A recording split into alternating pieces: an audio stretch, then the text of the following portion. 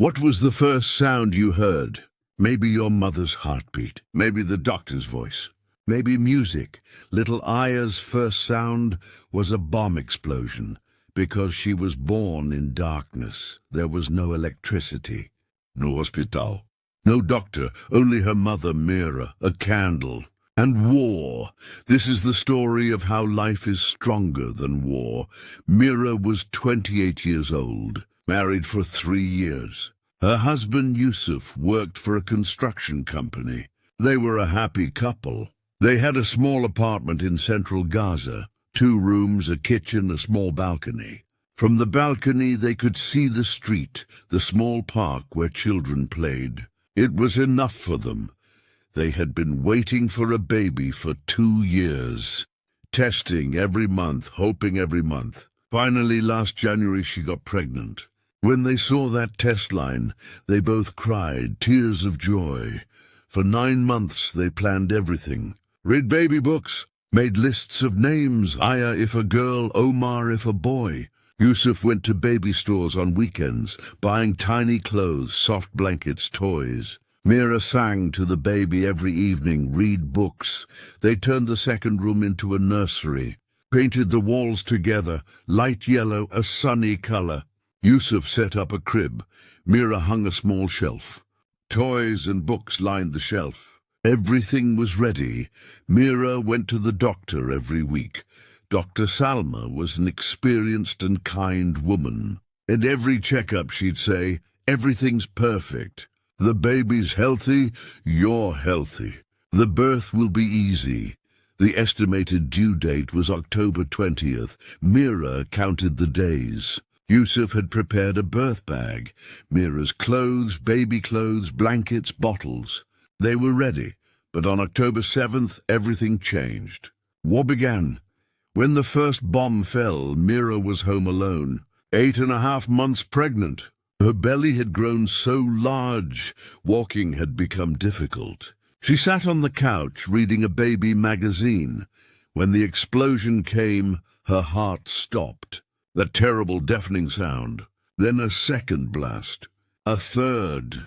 She looked out the window. Smoke was rising. People poured into the streets, running. Yusuf ran home from work. He was breathless. "Mira, are you okay? The baby? We're fine. But what's happening?" "I don't know. But we need to stay safe. Don't go on the balcony. Stay away from windows." They couldn't sleep that night. Bombs kept falling. Mira was scared, not for herself but for her baby. Days passed. The situation worsened. Electricity was cut. Water came intermittently.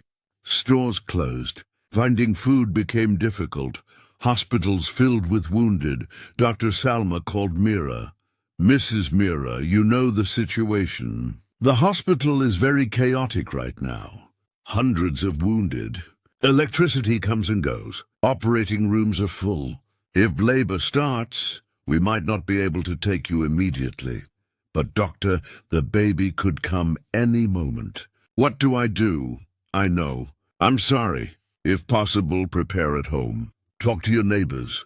Maybe someone has given birth can help. And try to stay calm. Stress isn't good for the baby."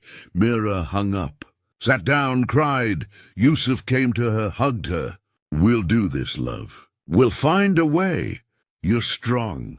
The baby's strong. We'll do this together." But Mira was scared. Her whole dream had shattered. She'd imagined giving birth in a hospital, in a clean room with doctors, with pain relief. What would happen now? On October 15th, Yusuf talked to their neighbor Fatima. Fatima was 52, had 4 children, experienced. "Don't worry, son," said Fatima. "I delivered all 4 at home. That's how it was in the old days. No hospital, no doctor. There was a midwife, neighbors.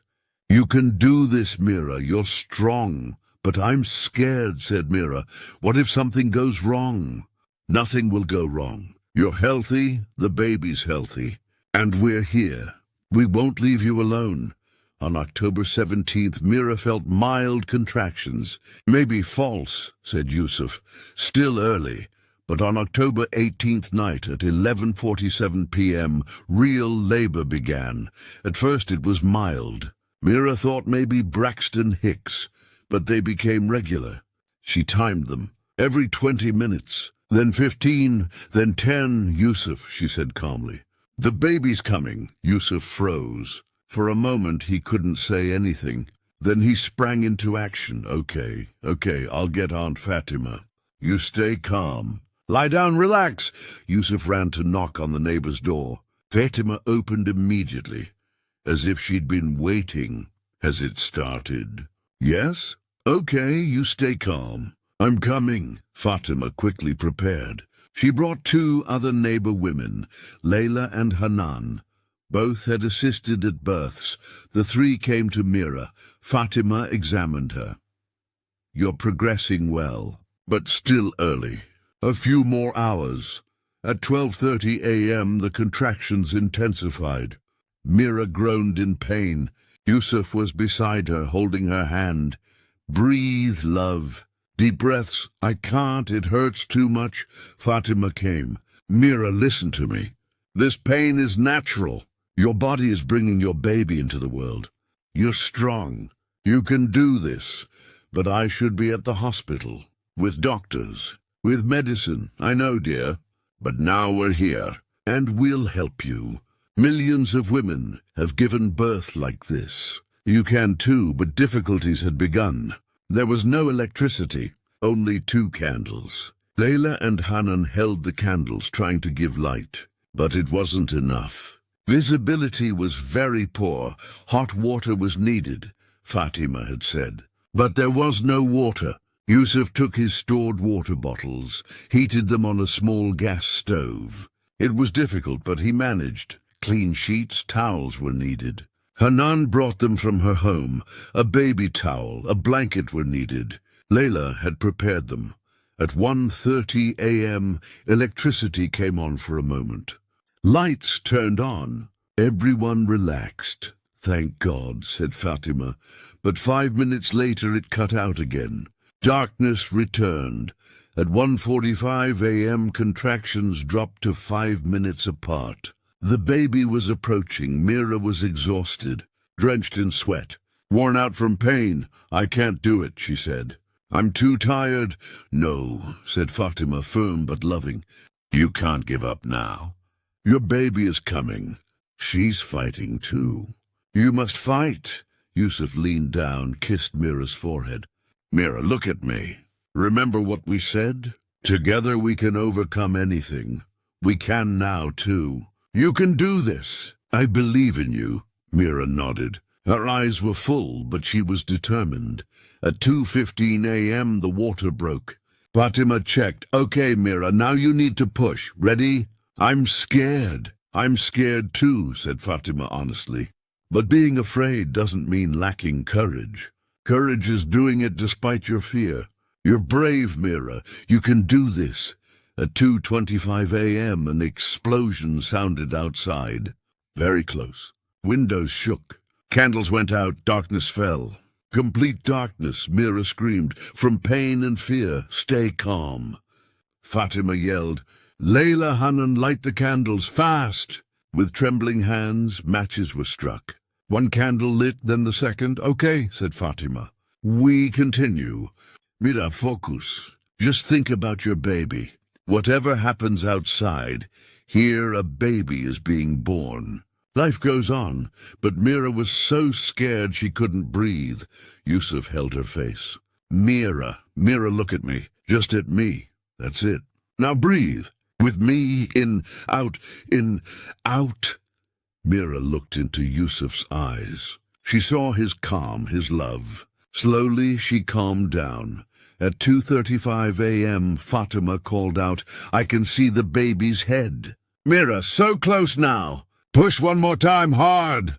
Mira took a deep breath, put all her fear aside, gathered all her strength, and pushed once, twice, 3 times.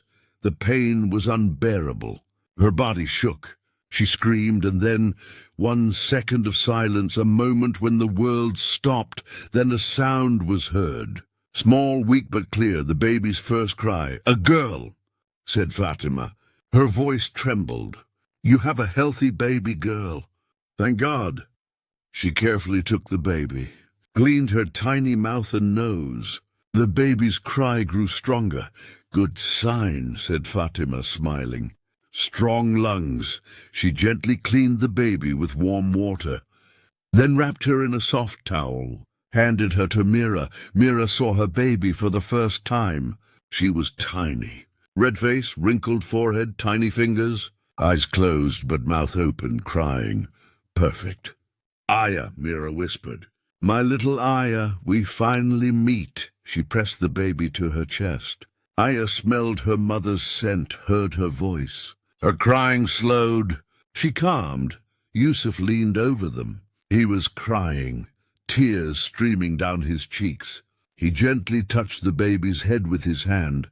"Hello, Aya. I'm your father. We finally meet." "Welcome to the world, little princess." Fatima, Layla, and Hanan were crying too. 4 women, 1 baby, 2 candles. In the middle of war, in darkness, a miracle had happened. In that moment outside, another explosion came. But this time no one was afraid, because inside there was life. New, fresh, strong life. The next morning the doctor managed to come. Dr. Salma had received Yusuf's call, came despite the danger. She examined Mira and the baby. "Pulse check, breathing check, general condition. A miracle," she said finally. "You're both in perfect condition. Under these circumstances, without electricity, not in a hospital, truly a miracle." "Thanks to the neighbors," said Mira. "Fatima, Layla, and none without them." "I know," said Dr. Salma. "I've heard dozens of stories like this in the last 2 weeks. Home births, neighbors helping, people holding on to each other. Beautiful things happening even in this terrible time." She took the baby, looked carefully. "Hello, little lady. You're very lucky. You have a strong mother, a brave father, and wonderful neighbors. You came into the world at a difficult time, but you're very loved." She returned Aya.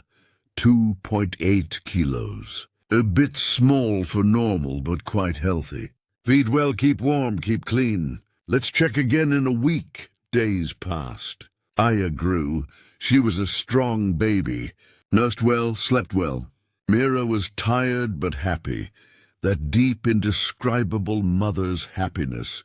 Yusuf sang lullabies to Aya every night. He'd hold her, rock her, gently sing, "Sleep, my baby, sleep, sleep, beautiful baby."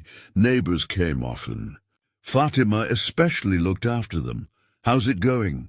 she'd ask. "Good," Mira would say. "Tired but happy. The first weeks are always hard, but they'll pass. You're a wonderful mother." A week later, Fatima came with a small gift. For Aya, it was a small pink dress. Old but carefully preserved, clean, beautiful. "My daughter Layla wore this as a baby 25 years ago. I saved it, thinking maybe one day a baby would wear it. That day has come." Mira's eyes filled. "Thank you so much, Aunt Fatima. It's so precious. When Aya grows up, I'll tell her." "You saved us that night." "No," said Fatima. "You saved us." With Aya, she reminded us why we're alive, why we keep going. We hold on to each other. We have no other choice. Months passed. Aya turned 6 months. She started smiling, reaching for toys, making sounds. For Mira and Yusuf, every day was a miracle. But the war continued. Hardships continued. Sometimes there was no food, sometimes no electricity, sometimes no water, but there was Aya, and she was hope.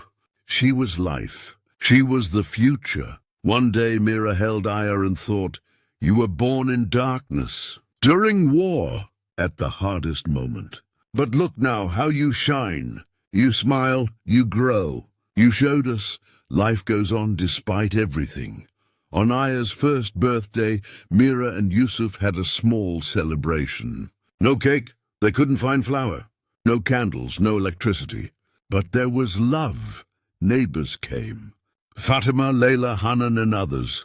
Everyone saw Aya, loved her. Fatima held Aya. Look at you, little lady. A year ago I was the first person to meet you. Now look how much you've grown. Aya looked at Fatima, smiled. You know, Aya, Fatima continued, you're a special baby, because you taught us something. Even in darkness there is light. Even in war there is life. Even in pain there is love. Mira listened to Fatima's words. Her eyes filled. Thank you, she said. For everything, thank you. You thank too, said Fatima. For bringing us Aya, she's our hope. Aya isn't real. But her story is. Thousands of babies are born during wartime around the world. Without hospitals, without doctors, without electricity. Mothers give birth in darkness. Neighbors help. Life, despite everything, goes on. Every birth is a miracle. But birth during war is even more special, because it's proof that life is stronger than war. Babies like Aya are hope. They are the future. They are light. If this story touched you, subscribe. Keep their voices alive, like let more people see, share. Someone needs to hear. Comment, your words matter, don't forget them. Don't forget the mothers, don't forget the babies. Life always finds a way, and we must find one too, for peace, for the future. For babies like Aya, every baby is hope, every birth is a miracle, and life. Life always wins. Even in darkness, light is born. Thank you for watching. Thank you for hoping. Together, we can make a difference.